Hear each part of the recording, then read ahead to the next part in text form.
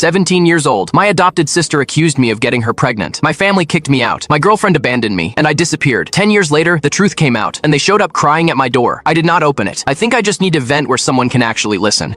My family erased me from their lives overnight because of a lie, and now, finally, the truth has come out. I am not looking for sympathy. I just want to tell how it all happened. I am Jackson, 27 years old now. I was 17 on the night my life ended without me dying.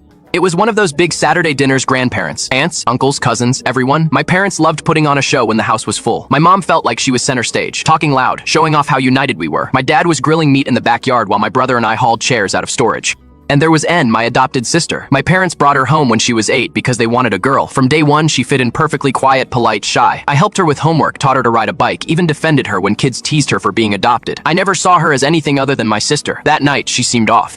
Barely ate, fidgeted with her hands nervously. I thought maybe she was sick or tired. After dinner, when everyone was in the living room, she suddenly stood up, trembling, and said she needed to tell everyone something. I remember her voice shaky, like she was about to cry. Then she let it out. It was Jackson. He forced me. I did not even process it. Everyone froze. The silence was only broken by the clock ticking. My brain could not understand. I thought she was talking about something else. Maybe a joke that came out wrong. Maybe she was confused. Then she added, "I am pregnant." My dad's hand grabbed me before I could open my mouth. The punch came so hard, everything went white. I fell to the floor, teeth rattling, ears ringing. My mom started screaming like someone had died.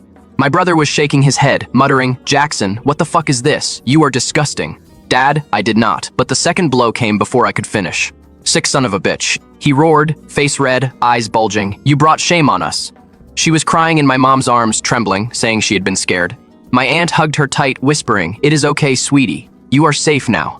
My brother Jake took a step forward and spit next to my shoe. "Get lost," he growled. "You do not deserve to breathe the same air as us." I looked around. Faces I had known my whole life. Not one of them looked at me like family, only disgust. I said, "She is lying." My voice failed. "I swear on my life, it is a lie." Nobody cared. Me mom screamed, "Do not even say her name. Do not talk to her." I think my uncle called the police. When the officer arrived, I was on the porch, bleeding from my mouth. One asked my dad if I was the suspect, and he nodded without looking at me. They did not cuff me roughly. You could see I was just a kid who looked half dead, but still, sitting in the back with the sirens on felt like being buried alive. At the station, they asked questions I barely understood. When did it happen? What were you doing that night? Did she say no? I kept repeating that nothing ever happened. They did not book me. There was no evidence. Nothing.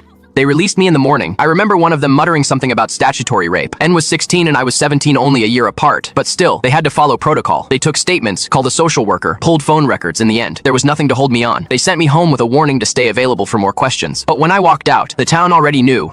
It was not a big place. By dawn, half of them had already convicted me. I did not go straight home. I walked until my legs could not take it anymore. When I finally got there, all my things were piled on the lawn: clothes, school books, even my backpack. My dad was standing at the door like a sentinel.